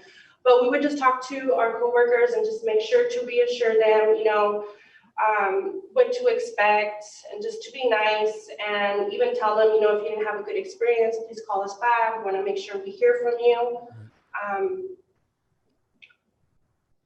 Well, so let me just kind of on that piece, the notion about the first-time caller, so doubling the number of calls you're getting, doubling the number of people that you were serving, obviously a lot of organizational stress there, but I'm just thinking about your call, the people, that are staffing the phone bank, right? It's like you said, it seems like it's a real different issue. Somebody that's kind of used to this scenario, they've been in and out of it a little bit and all that kind of stuff. But when you put COVID on it with all the other issues that we're kind of facing as a society, and then I lose my job, and it sounds like, and maybe you can add to that a little bit, what other kind of stories or causes maybe you were picking up at. But I think about the call, the call bank staff, you guys listening to all that, that's a lot of kind of trauma to go through. So I think there's a whole bunch going on with that.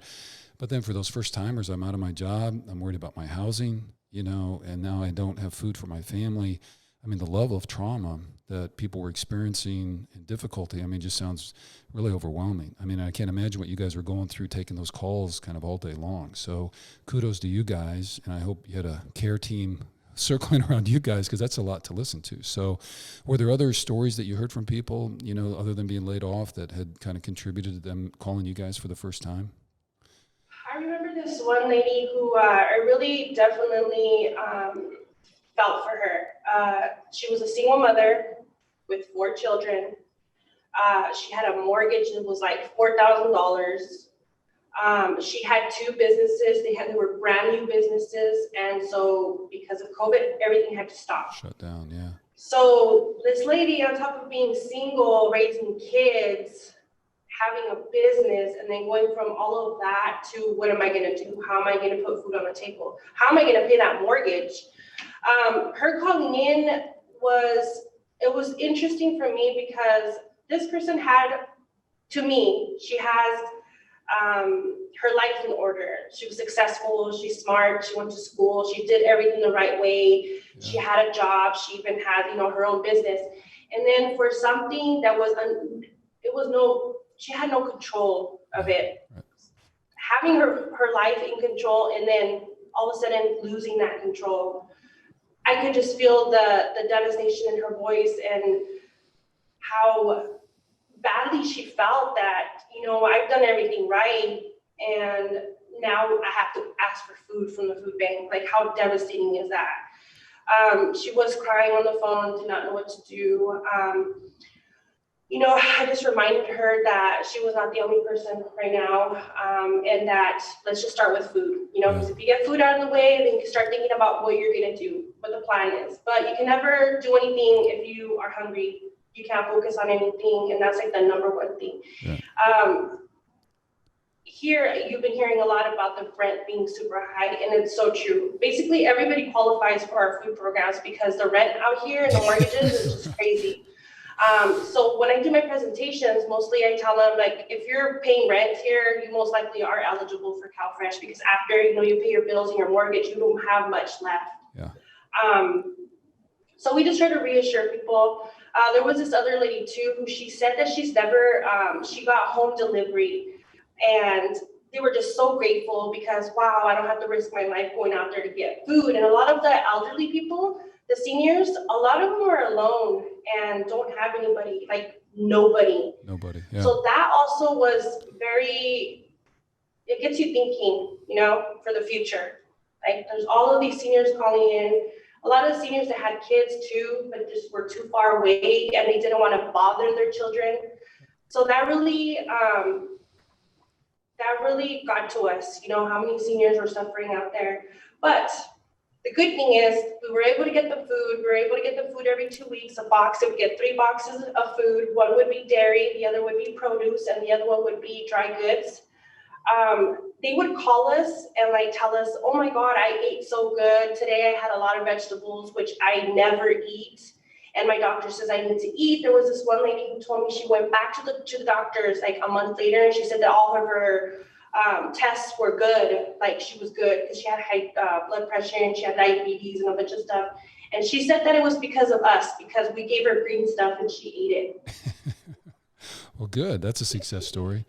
Yeah. Well, thank you for sharing all those stories. It sounds like you have quite the team of angels working with you. No doubt. Yep. Would you, can you share with us how you got started with Second Harvest? How did I get started? So the food bank, I'm no stranger to the food bank. I grew up really poor, really low income household. Both of my parents were field workers. So going to the food bank was just like another errand, you know, just like going to the grocery store, except for we were going to churches to pick up food. So I remember when my mom would go pick up food, how great it was because we had food, right? And then since we don't really have the choice of what we were going to get, it was always a surprise. And a surprise for my mother to see if she could actually make a meal out of it, right? So with that said, as I became an adult, I got married really young, and I have 2 kids. And after 13 years of marriage, I decided to leave him because it was a not very good situation. There was domestic violence and a lot of it was not a healthy relationship. So I decided to leave him. So when I did leave him, thinking I was going to start a whole new fresh life and everything was going to be good now, everything started falling apart for me. Not only because, 13 years and all of a sudden you're by yourself and then you have 2 kids and it's kind of hard to play mom and dad, which was super difficult for me. And then I lost my job, and then I was losing my place, and my refrigerator was empty. So I decided to call Second Harvest because I knew that they could help, and I was too ashamed to ask my family for help.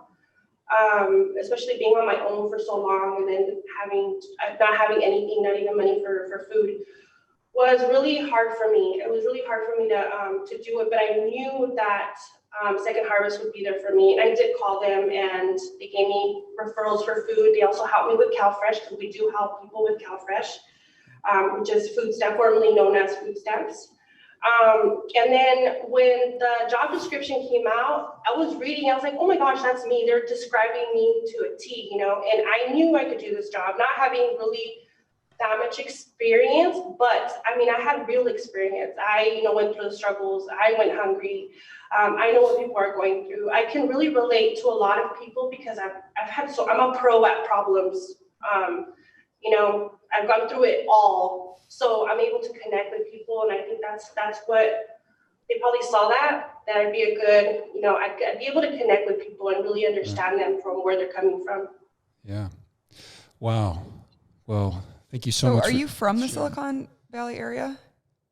Yeah, I was living here in San Jose when I got the job, but now I'm living in Brisbane because of rent is so crazy. Yeah. And so I had to move in with an uncle recently because it was just, I was paying $1,500 for a 2-bedroom, and then they raised it from 1 month to another to $2,400. That's crazy. So I could not afford that. And supposedly there's laws to help you and all this stuff, but I just didn't fall under the category that could get help. Okay. So I'm in Brisbane now, which is in South San Francisco, but I'm still commuting to work. And people are like, oh my gosh, you're driving so far. I'm like, it doesn't matter. I have a job. Like every time I answer the call and somebody's, crying because they lost their job, I'm just like, oh my God, thank God I'm still here. Right. Because it's been hard for everybody. Yeah. Well, you've had quite a role there, and Emma said something, kind of a bank of angels there. So I'm glad that you're one of them, and so grateful to Second Harvest for seeing, there's one of the hidden pearls, right? So that's great. Well, thank you very much. Anything else kind of about that? I don't want to leave you if I cut you off in any way, but I do really appreciate you sharing that, because kind of want just to humanize that and help people understand, how hard people do work and how much effort goes into it. And there's so many other factors, like you said, that are out of your control sometimes. And it's great to have an organization like Second Harvest that can step in and fill that gap and help people kind of bridge that time period in their lives. So that was great to hear. So thank you so much. So let me see, we outlined a couple other things. Well, just maybe to both of you, do you guys have thoughts or any other ideas that we haven't discussed that might, what are some things that people can do, both either with the organization and or other kind of causes? Are there things that you think could help reduce kind of the hunger issue in your community?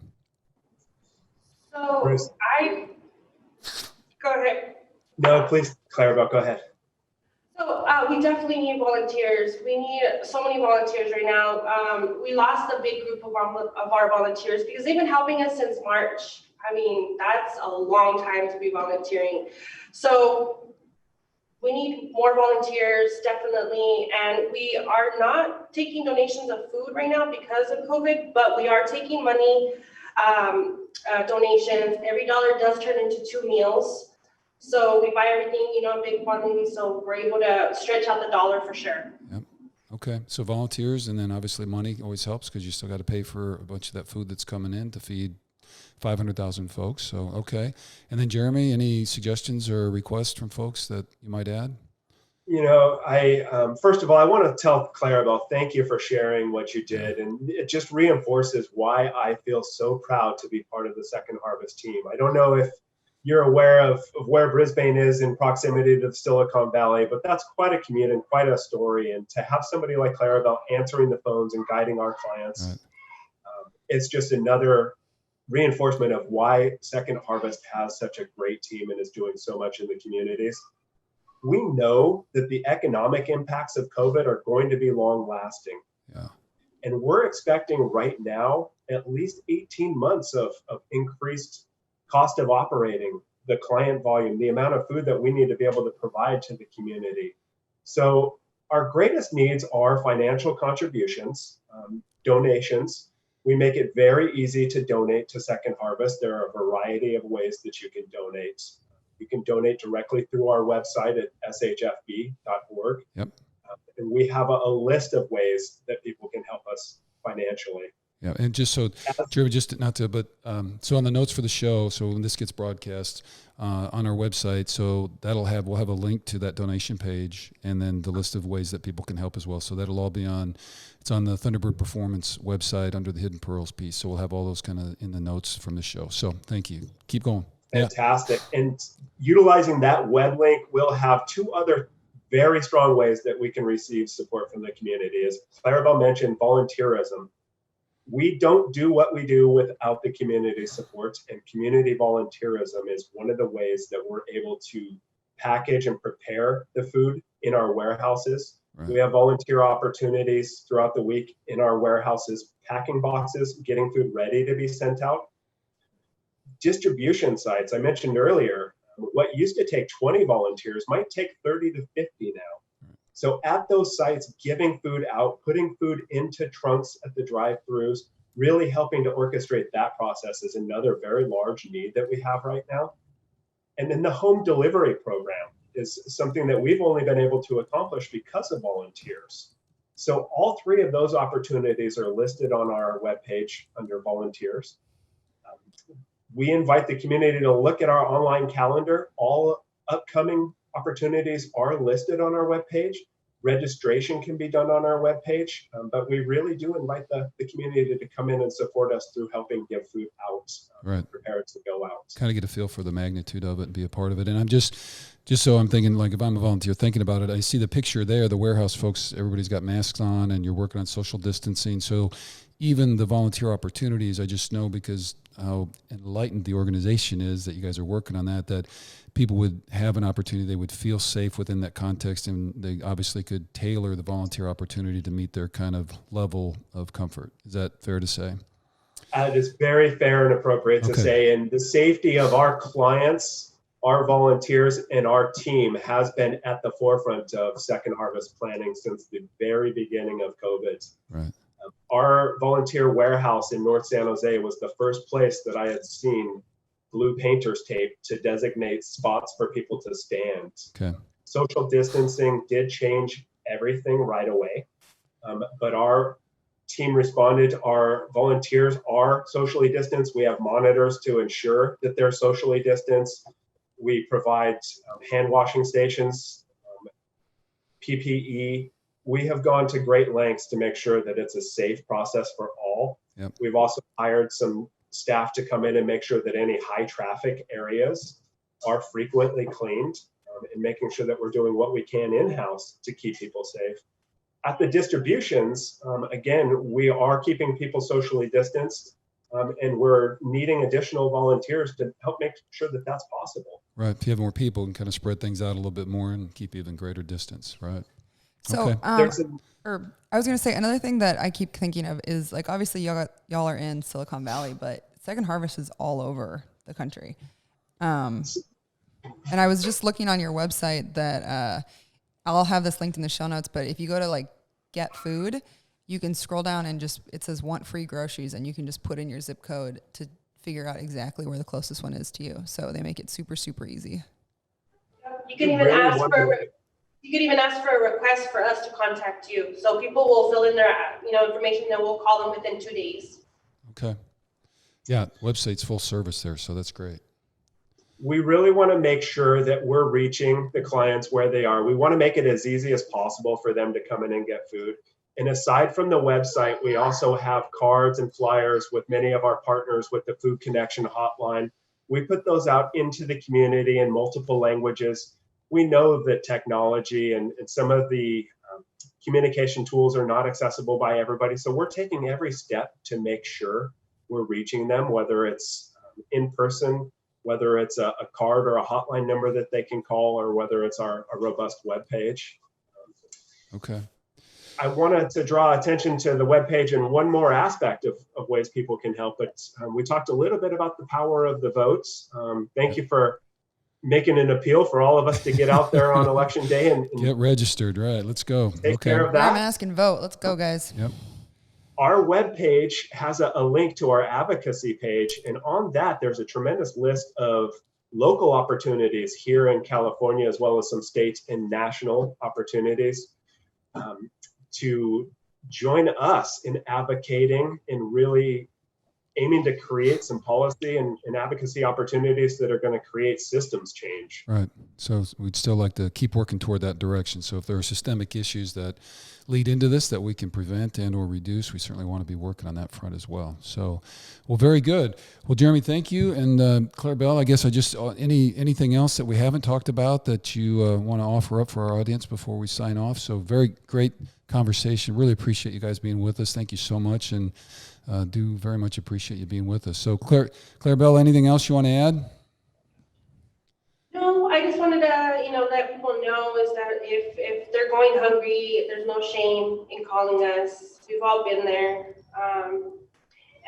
some more than others, but we definitely understand it's hard to be asking for help, but we try to make the experience really just a smooth. We're just trying to make it easier for people to be able to get food. And when they call our hotline, we do ask questions like, do you have a car? Are you taking the bus? Like, we're very considerate, making sure that they're able to actually go to the site. I'm going to send you across town when there's one right, in the same block that you live in. And just to let people know how important it is to feed our community. Okay. Well, again, thank you so much for sharing your story today and then all that you do for Second Harvest. All right, Jeremy, last word, anything on your part? I have a couple of last words. Thank you. Please join us in any opportunity that matches for you. If you're local here in the Silicon Valley, we would love to partner with you to make a difference for those in our community that so desperately need it. We have shared a tagline for some time at Second Harvest, and I've heard it with other groups. We're in it together. That has never rang truer than today. We are in this together. Together we can get through it, and we're asking those that can to come to us and help our neighbors that need it. For our neighbors that need it, we're asking them to come to us. We are here to help you, and we want to be able to provide food. All right. Well, thank you. Thank you again. Yeah, thank you very much. Final words, director and editor and everything. We're all good? I think we're good. Okay. Well, thank you guys very much. You guys have a great evening and we will be sharing this in the near future, so we'll have a chance to kind of look at it, and then we'll check in. You guys both did a great job today, and again, thank you so much for your time and sharing your stories with us. All right. So. You're welcome. All right. Thank you so much. All right. Take care, guys. Thanks for having us. All right. Make me famous. All right. Thank you. Yep. Okay. I'll tag you on the gram, girl. Yeah. All right. Take care. All right. Bye-bye. Bye. Bye. Okay, well, that was quite the story, quite the mission, quite the organization. So thank you to our friends at Second Harvest. We also have a little bit of an announcement that we'd like to make. Yeah, so as part of our activities with this, so George has agreed to partner with us. And so each week, George and Claire, his wife, Kiki. Are donating $3,000 each week to each individual organization. And so the teams that were coming out, so the Jets and the Giants, we're trying to challenge and see if they can do a match with us.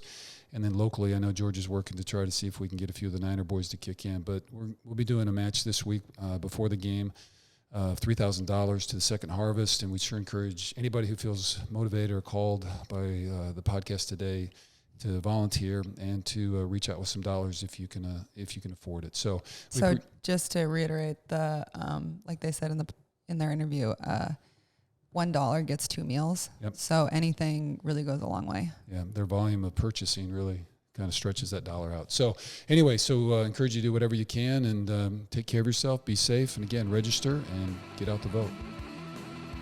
And action. Okay, well, there you have it. That's wrap on episode 1 of the Hidden Pearls podcast. We hope you enjoyed that. There's quite a breadth of material in there, but amazing story there from the folks at Second Harvest. And we're looking forward to a Cardinals game coming up here this Sunday. So the Niners get rolling and reclaim the West.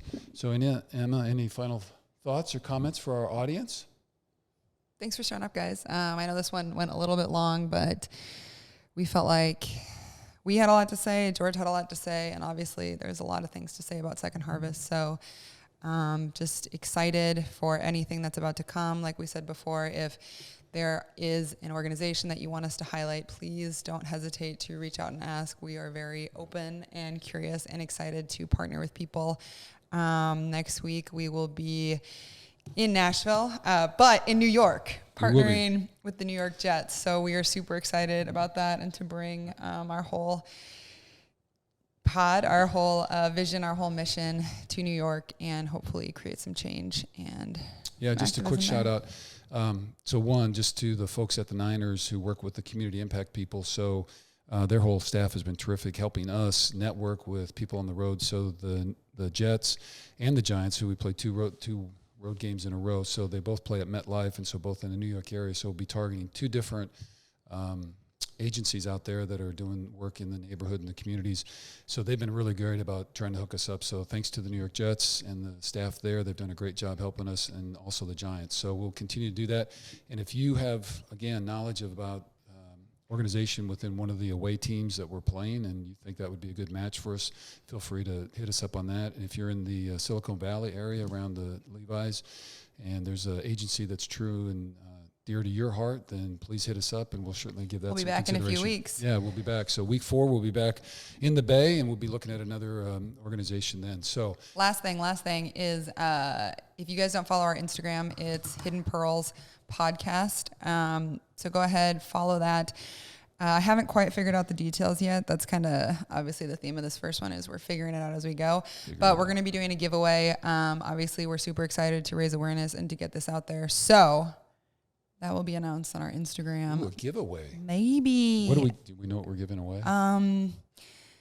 No, it doesn't sound like we don't. But it has the potential to be some signed George gear. So okay, there you go. He may have signed a bunch of stuff while he was here over quarantine. So I have a bit of a sister stash. Yeah. Okay. But that's a maybe. So stay tuned and BK. Thank you for joining. Proud of us. See you, dear. Okay, episode 1 in the wraps, in the books. Thank you.